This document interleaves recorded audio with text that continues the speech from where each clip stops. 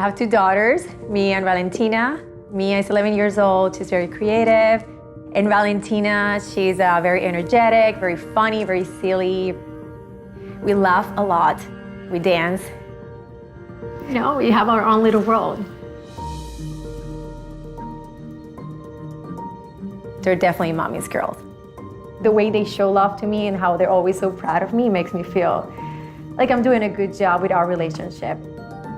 I always tell my daughters that they can do anything as long as they don't give up, like in my case.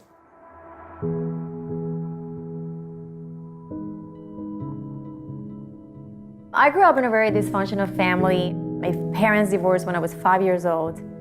For me, one of the things that kind of helped me go through that and feel a little confident was sports. Track and field was definitely my first love. Just something that made me feel really good about myself. I was in the national team in Puerto Rico from the ages 13 to 23. It became my identity, just sports and winning. I was getting really good, really strong, but I started getting a lot of injuries. And I was starting having weird problems in my arms, numbness, a lot of migraines. I was laying in bed with my husband, and I got this sudden pain in the back of my neck. And from there, like the worst migraine that I've ever felt in my life. I knew something was wrong. We went to the nearest hospital. By the time they were doing the CAT scan, I couldn't bear the pain.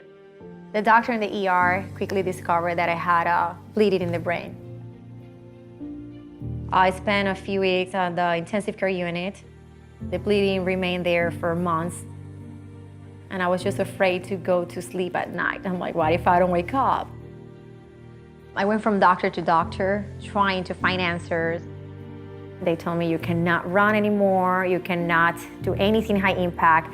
And that was the crushing moment that came, that I literally lost everything that I worked so hard for. Emotionally and physically, I was just feeling beat up, tired. There were so many days that I wasn't doing enough. I wasn't being a great mom. I didn't have the energy to play with them. I was in a very negative place, living in fear. I thought this was it for me. And then after one of my appointments with one of the specialists, he just told me, Idalis, you're an athlete, right? Just start running again. What else do you have to lose? That's exactly how I felt. I'm like, I'm following all these instructions and I'm not getting better. That day was the first day that I went for a jog. Little by little, I would try to add movement. I connected with my body and remember how good it felt to be strong. I have way less pain than I did years ago. In my experience, a lot of times, the first advice they give you is just whenever you have any kind of pain, is just rest. But the most important thing you can do is just to listen to your own body. You know best. Don't just give up the first time you hear, oh, you cannot do this anymore, or that's it, you're not supposed to exercise or do anything. But from experience, movement heals. Try to find ways to add movement, to strengthen your body, to heal so that you can feel better. And who knows, you might end up doing those things that you never thought you were gonna do again, like in my case.